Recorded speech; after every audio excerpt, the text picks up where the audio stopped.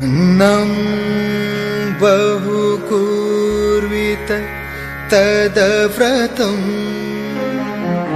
जय जय जय। नमस्कार, आम्ही महात्मा फुले कृषी विद्यापीठ राहुरी संलग्न शासकीय कृषी महाविद्यालय कराड येथील चतुर्थ वर्षाच्या विद्यार्थिनी वसंतगड गावामध्ये रावे प्रोग्रामच्या अंतर्गत पॅथॉलॉजी या विषयासंदर्भात अजोला जलवनस्पतीचं प्रोडक्शन घेण्याकरिता इथं आलेलो आहोत। तर चला बघूया कसं घेतोय आपण प्रोडक्ट।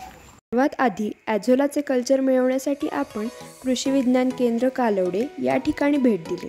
तिथे जैविक खते विभाग प्रमुख डॉक्टर दिलीप घोंगडे सर यांनी आम्हाला ॲझोलाचे उत्पादन घेण्याबद्दल सर्व माहिती दिली।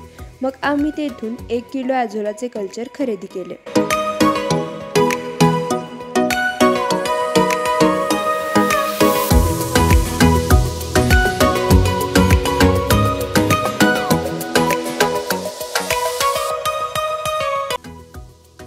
विटा खड्ड्याच्या मापानुसार,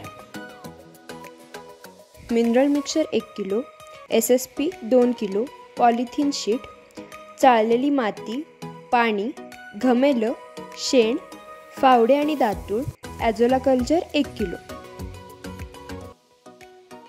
पहिल्यांदा शेण पाण्यात मिसळून घ्यावे व त्याचे गुठळी विरहित मिश्रण तयार करून घ्यावे। SSP पाण्यामध्ये पूर्णपणे विरघळून घ्या व सोबतच दुसऱ्या बादलीमध्ये मिनरल मिक्सचरचे मिश्रण तयार करून घ्या। चाळलेली माती पाण्यामध्ये मिसळून घ्या व त्यातील खडे काढून टाका।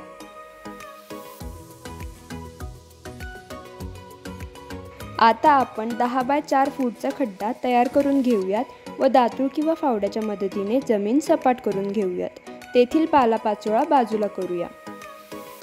नंतर तेथे 10 बाय 4 फूट वरती खुणा करून घेऊयात।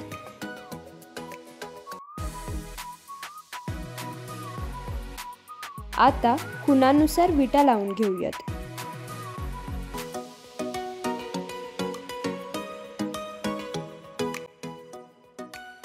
पॉलिथिन शीट खड्ड्यामध्ये पसरून कोपऱ्यांमध्ये व्यवस्थित अंतरून घ्यावे, यामुळे ते फाटत नाहीत।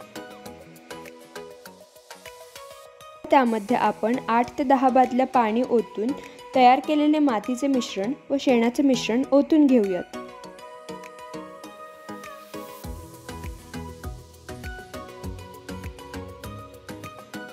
मग SSPचे मिश्रण व मिनरल मिक्सचरचे मिश्रण देखील ओतून घेऊयात।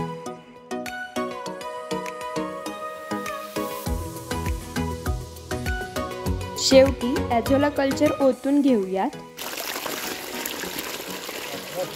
ही सगळी सामग्री पीठमध्ये ओतताना एक काळजी घ्यावी की ते मिश्रण सर्व बाजूंनी ओतले गेले पाहिजे। आता हा खड्डा शेडनेटने झाकून घ्यावा, त्यामुळे 50% सूर्यप्रकाश ॲझोलापर्यंत पोहोचतो व अनुकूल तापमान व आर्द्रता राखली जाते।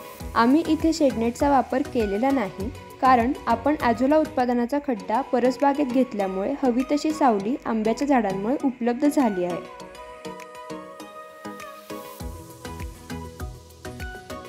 15 दिवसांनंतर जो 1 किलो अजोला लावला होता तो वाढून अंदाजे 5 ते 7 किलो अजोलाचे उत्पन्न आपल्याला मिळते।